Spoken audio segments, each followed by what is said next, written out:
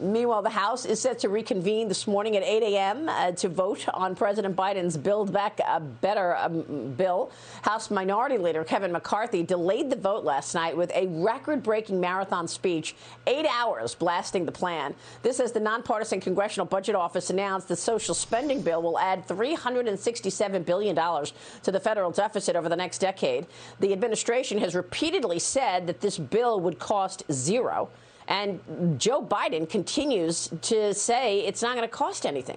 Joining me right now is Florida Congressman, member of the House Armed Services Committee, and former Green Beret commander, the only Green Beret in Congress, Michael Waltz. And, Congressman, it's good to see you this morning. Thanks so much for being here. Your reaction to what took place overnight.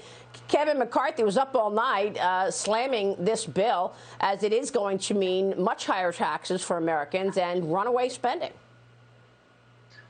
Well, good on him, Maria. And we were all up with him and supporting him. You know, Americans want to see us fighting back against this nonsense. And, you know, I think they're sick and tired. You're certainly seeing it in the polling.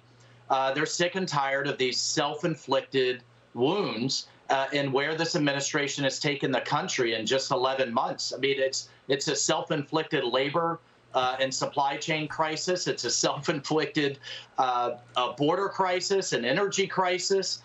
A crisis in crime, rising crime in our cities.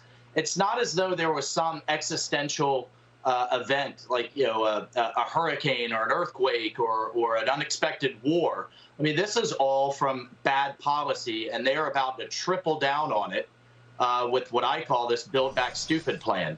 And to your point on the deficit spending, I mean, the part that they're arguing about in the CBO score is how aggressive 85,000 IRS agents are going to be and coming after every American's money. And that's 8.5 divisions. That will double the size of the IRS. And that's what the Democrats want to argue, that you know, the CBO isn't being aggressive enough and how aggressive the IRS is going to be coming after every American's money.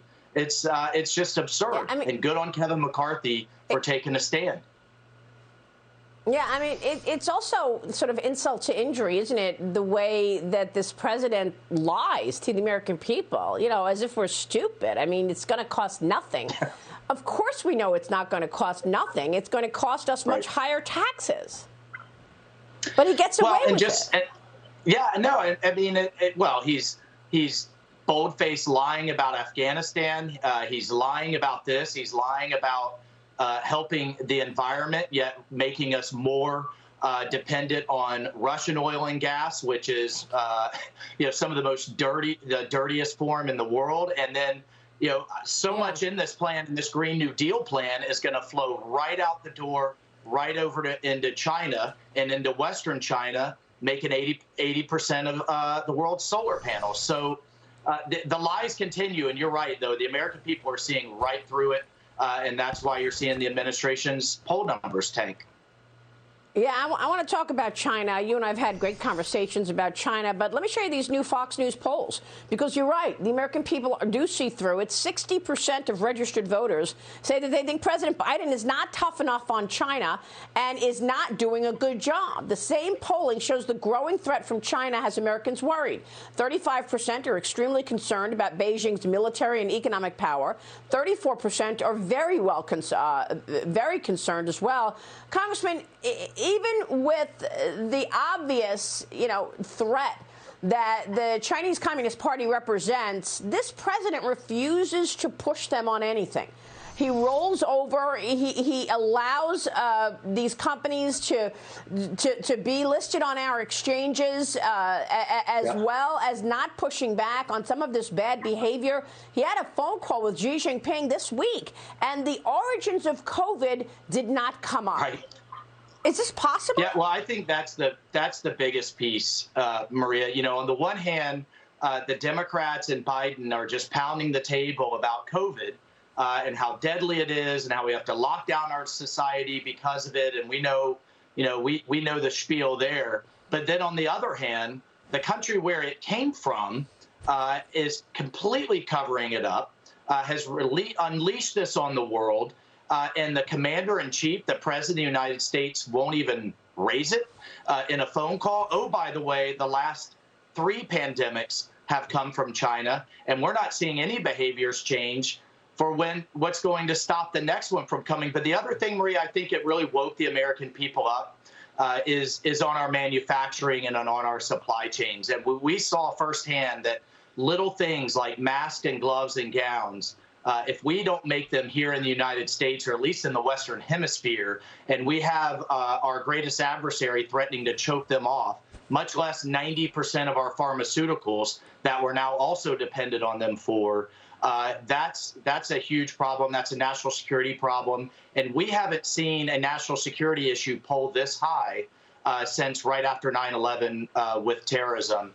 And that's a great thing. I mean, we need to wake up the American people to the fact that the Chinese Communist Party is in a Cold War with the United States, and we have to start fighting back with our wallets. When people see made in China, put it down. Put it down.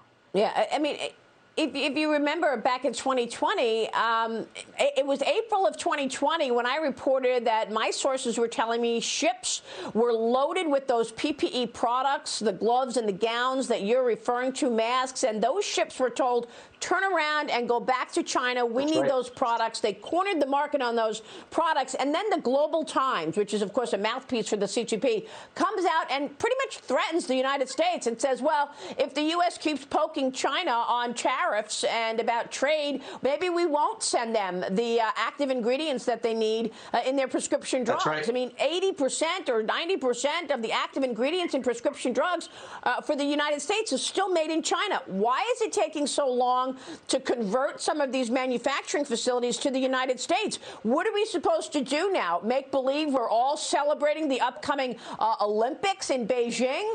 Biden said that the U.S. is considering a diplomatic boycott of the upcoming Winter Olympics in Beijing, barring government officials from attending games. I've got news for you. Xi Jinping doesn't want any foreigners there anyway, so it's not like that's doing anything.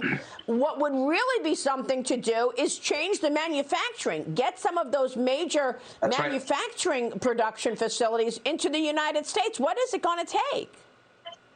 Well, you know, we need a wake-up call with Wall Street, and I think we're going to have a divorce with the Republican Party.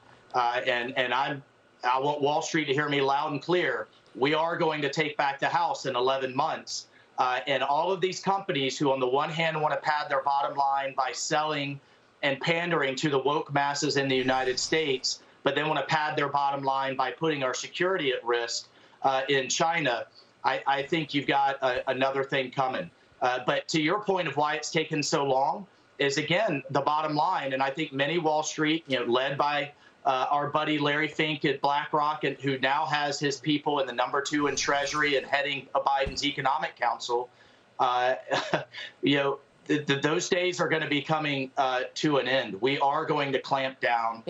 We do have to have these, if not onshored in the United States, at least allied shore. But we can't have a situation where our adversary is threatening to shut off 90% of the world's critical minerals.